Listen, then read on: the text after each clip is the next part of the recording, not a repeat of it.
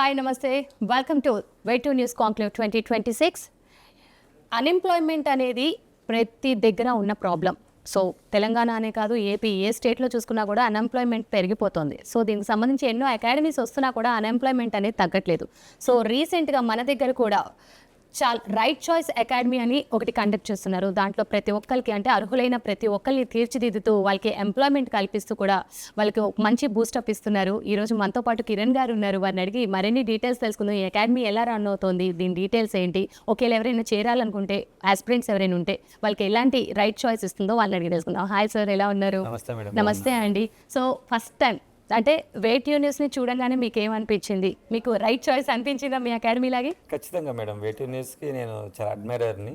So ఎందుకంటే ఒక వార్త జనాలకు చేయడానికి చాలా దశలు దాటుకుంటూ వచ్చింది. మనం ప్రాచీన కాలం చూస్తుంటాం, ఒక న్యూస్ వెళ్ళాలంటే పావురాల ద్వారా అట్లా వెళ్ళేది.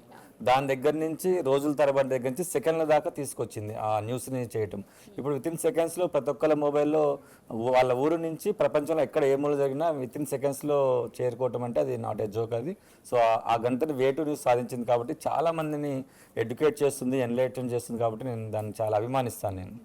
సార్ ఏంటి, what is right choice academy? ఇందులో ఎవరెవరిని ట్రైన్ చేస్తారు, ఎలా ట్రైన్ చేస్తారు, ఎలా తీసుకుంటారు, ఏంటి అసలు ప్రాసెస్ ఏంటి? సో రైట్ చాయిస్ అకాడమీ అనేది 2016లో పెట్టాము. నేను ఐఏఎస్కి ప్రిపేర్ అయ్యాను. 60 మార్కులతో నాకు సర్వీస్ మిస్ అయింది. సో ఆ కేసుతో ఒక 100 ఉద్యోగాలు మా ఖమ్మంలో రావాలనే ఒక కోరికతో పెట్టాను. వితిన్ 1-2 ఇయర్స్లో దాదాపు 300 మంది వచ్చింది. ఇప్పుడు ఈ స్పాన్ ఆఫ్ 10 ఇయర్స్లో దాదాపు 5,000 మంది గవర్నమెంట్ జాబ్ సాధించారు. అక్కడంతా మాది ఖమ్మం జిల్లా, రూరల్ బ్యాక్గ్రౌండ్, ఎస్సీ ఎస్టీ పిల్లలు ఎక్కువగా ఉంటారు. వాళ్ళకి అంత అవేర్నెస్ ఉండకపోవచ్చు అనే ఉద్దేశంతో ఒక మంచి నాణ్యమైన ఫ్యాకల్టీ, హైదరాబాద్ స్థాయి ఫ్యాకల్టీ ఖమ్మం తీసుకెళ్ళి పెద్ద స్ట్రగుల్ చేసి ఇప్పుడు ఉమ్మడి ఖమ్మం జిల్లాలో ప్రతి స్టేషన్లో 4 మంది నా స్టూడెంట్స్ ఉంటారు. ఎంఆర్ఓ ఆఫీసు, ప్రతి ఊర్లో పంచాయత్ సెక్రటరీస్, ఒక వ్యవస్థను సృష్టించాం అన్నమాట. ఓకే సార్, అంటే ఎలా అనిపిస్తుంది మీకు ఈ అన్ఎంప్లాయ్మెంట్ అనే వర్డ్ విన్నప్పుడు?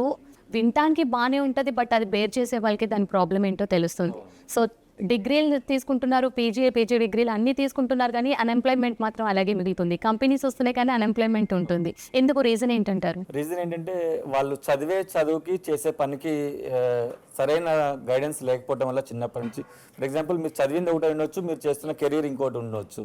సో వాళ్ళకి ఫస్ట్ నుంచే వాళ్ళకి ఏది కావాలో వాళ్ళకంటూ ఒక క్లారిటీ నేర్పేటప్పుడే ఇన్స్టిట్యూషన్స్ కానీ కాలేజీలు కానీ వాళ్ళలో నైపుణ్యాన్ని గుర్తించి అటువైపు మరిస్తే వాళ్ళకి మ్యాక్సిమం అన్ఎంప్లాయ్మెంట్ అనేది ఉండదు.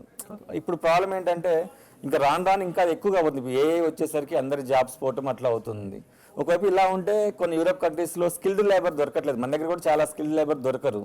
సో ప్రతి ఒక్కళ్ళకి వైట్ కలర్ జాబ్స్ అట్లా అది కూడా కష్టం. సో మనలో ఏ స్కిల్ ఉందో ఆ తన్నే తెలుసుకొని దాన్ని ప్రాక్టీస్ చేయడం ద్వారా డెవలప్ అయితే అన్ఎంప్లాయ్మెంట్ ప్రాబ్లం అనే ఉండదు. గవర్నమెంట్ కూడా ఈ స్కిల్స్ పెంచడం మీద ఫోకస్ చేయాలి. ప్రతి ఒక్కరికి గవర్నమెంట్ జాబ్ రావాలంటే రాదండి. అంటే తక్కువ వేలలో లక్షల్లో ఉంటాయి. ఎవ్రీ ఇయర్ దాదాపు 5-10 లక్షల మంది బయటకు వస్తుంటారు గ్రాడ్యుయేషన్ పూర్తయిపోయి. సో వాళ్ళందరికీ గవర్నమెంట్ జాబ్ రాదు. కానీ వాళ్ళకు స్కిల్ నేర్చుకుంటే ఆ స్కిల్ ఉంటే వాళ్ళ ప్రపంచంలో ఎక్కడైనా బతకవచ్చు. సో స్కిల్స్ మీదనే ఫోకస్ చేస్తే అన్ఎంప్లాయ్మెంట్ ఉంటుందని నా ఆలోచన. సో కమింగ్ 10 ఇయర్స్లో ఈ ఎంప్లాయ్మెంట్ పెరగాలంటే రావాల్సిన చేంజెస్ ఏంటి, మీరు అనుకుంటున్న చేంజెస్ ఏంటి? సో రానున్న కాలంలో ఇంకా ఉన్న ఉద్యోగాలు పోతాయి. ఇప్పుడు బికాస్ ఆఫ్ ఏఐ, రోబోటిక్స్, వీటన్నిటి వల్ల టెక్నాలజీ పెరగడం వల్ల 100 మంది చేసే పని ఒకళ్ళిద్దరు చేసేస్తున్నారు ఇప్పుడు. సో ఈ టైంలో ఏంటంటే స్కిల్డ్ లేబర్కి ఉంటుందంటే మనిషి చేయగలిగే పని చేసేవాడికి పని ఎక్కడైనా ఉంటుంది. అవి ఇప్పుడు మీరు ఇంటర్వ్యూ చేస్తున్నారు, ఏఐతో ఒక యాంకర్ చేసినా మీరు అడిగినంత సృజనాత్మకంగా అడగలేదు అది ఏఐ. సో కాబట్టి మీకు ఎప్పటికైనా జీవితాంతం జాబ్ ఉంటుంది. అలా ఏదైనా ఒక స్కిల్, పర్ఫెక్ట్ స్కిల్ నేర్చుకొని ఉంటే ఎప్పటికైనా వాళ్ళకి ఎలాంటి ఇబ్బంది ఉండదు. ఓన్లీ ఈ చదువుల మీదనే ఫోకస్ చేసి ఈ పట్టాల మార్కుల మీదనే ఫోకస్ చేస్తే మాత్రం వాళ్ళకి ఎక్కడికైనా ఇబ్బందే ఉంటుంది. సో ఫైనల్గా వే2 న్యూస్ వ్యూవర్స్కి ఈ జాబ్కి సంబంధించి కానీ అలాగే మీ అకాడమిక్ సంబంధించి కానీ ఏం చెప్పాలనుకుంటున్నారు? సో వే2 న్యూస్ యూజర్స్ నేను చెప్పేది ఏంటంటే ఎప్పుడు ప్రతి క్షణం అప్డేట్ అవ్వాలండి. అప్డేట్ అవ్వకపోతే మనం వెనకబడిపోతాం ప్రపంచంలో. సో అప్డేట్ అవ్వడానికి మనకున్న డిజిటల్ మీడియాలో ముఖ్యమైన సాధనం వే2 న్యూస్. మీ పక్కన ఏం జరుగుతుంది, ప్రపంచంలో ఏం జరుగుతుంది అన్నీ తెలుసుకుంటే వే2 న్యూస్ని రెగ్యులర్గా మీరు ఫాలో అవ్వండి. నేను పర్సనల్గా మార్నింగ్ లేవగానే చూస్తాను. రోజులో ఒక 5-10 సార్లు వే2 న్యూస్ నైట్ పడుకునే ముందు ఆ రోజు జరిగినది మొత్తం అప్డేట్ అయి ఉంటాను అనమాట. సో అది చదువుకునే వాళ్ళైనా, వ్యాపారం చేసే వాళ్ళైనా, ఆధ్యాత్మిక ఏదైనా ప్రతిదీ మీకు వేటు న్యూస్లో దొరుకుతుంది కాబట్టి దీన్ని రెగ్యులర్గా ఫాలో అయితే మీకు కావాల్సిన జ్ఞానం వస్తుంది. ఇక కాంపిటేటివ్ ఎగ్జామ్ ప్రిపేర్ అయ్యే వాళ్ళకి అందరూ హైదరాబాద్ కానీ ఖమ్మం కానీ రాని వాళ్ళ కోసం వేటు న్యూస్ లాగానే ఆర్సీ ఎగ్జామ్స్ అనే ఒక మొబైల్ యాప్ క్రియేట్ చేశాము. సో వీళ్ళు ఇంటి దగ్గర ఎక్కడున్నా హైదరాబాద్ ఫ్యాకల్టీతో ఆన్లైన్ కోచింగ్ తీసుకోవటం మనం దానికోసమని రైట్ చాయిస్ ఎగ్జామ్స్ అనే ఒక మంచి ఫ్యాకల్టీలతో ఒక యాప్ని కూడా క్రియేట్ చేయడం జరిగింది. దాన్ని కాంపిటేటివ్ ఎగ్జామ్ ప్రిపేర్ అయ్యే వాళ్ళు ఎవరైనా ఉంటే దాన్ని యూజ్ చేసుకోవచ్చు మీరు. Right, thank you so much అండి. Thanks for coming. థ్యాంక్స్.